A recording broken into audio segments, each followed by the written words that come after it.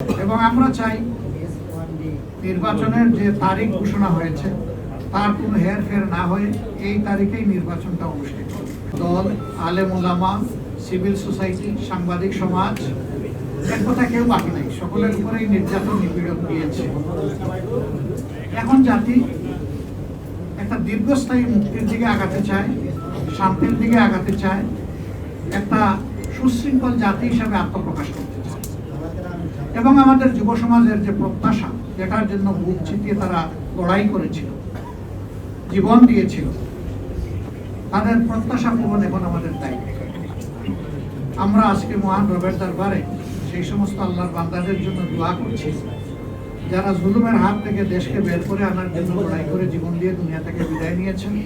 আল্লাহ তাদেরকে ক্ষমা করুন, তাদের উপর রহম করুন, আল্লাহ তাদেরকে শহীদ হিসাবে করুন। আর যারা লড়াই করতে গিয়ে আহত বন্ধুত্ব বরণ করেছেন তাদের প্রতি আমাদের গভীর শ্রদ্ধা এবং সহযোগিতা। আল্লাহ তাআলা তাদেরকে সুস্থতার নিয়ামত দান করুন। এত মানুষের লড়াই, সংগ্রাম, আত্মত্যাগ এর মধ্য দিয়ে আজকে জাতি যে জায়গায় এসে উপনীত হয়েছে, ঠিক 1.5 মাসের চাইতেও কম সময় আমাদের হাতে রয়েছে জাতীয় নির্বাচন অনুষ্ঠান।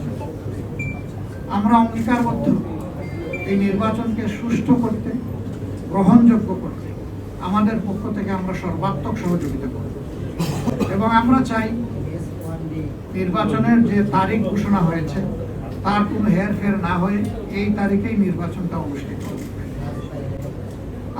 আপনাদেরও সহযোগিতা এই ব্যাপারে খুবই প্রয়োজন। আমরা আশা করছি সরকার একটা সুষ্ঠু নির্বাচনের জন্য তাদের যে করণীয়, নির্বাচন কমিশন এবং সরকার সেই দায়িত্ব তারা পালন করবে। এখনো তাদের অনেক কাজ বাকি রয়ে গিয়েছে, এখনো সমতল মাঠ তৈরি হয়নি সকলের জন্য। সেই মাঠ তৈরির কাজটা হচ্ছে সরকার এবং নির্বাচন কমিশন। তারা যে কোনো ধরনের লোভ লালসা, ভয় ভীতি এবং কারো প্রতি কোনো ধরনের আনুকূল্যের ঊর্ধ্বে উঠে তারা তাদের দায়িত্ব পালন করবেন। সাংবিধানিক নৈতিক দায়িত্ব, এটা আমরা এবং জাতি তাদের কাছে প্রত্যাশা করি।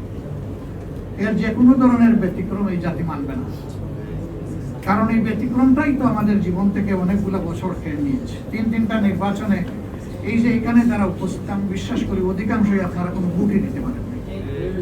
আমরা তো জীবনে 2-4 বার ভোট দেওয়ার সুযোগ পেয়েছি, আপনারা পানই না। এইভাবে আমাদের ভোটের অধিকার হরণ করে নেওয়া হয়েছে। আগামীতে আমরা ওই ধরনের কোনো প্রক্রিয়া কেউ করতে গেলে কোনো অবস্থায় আমরা এটা বরদাস্ত করব না। আপনাদের ভোটের জন্য, সকলের ভোটের জন্য আমাদের লড়াই হবে একেবারে ইস্পাত হবে।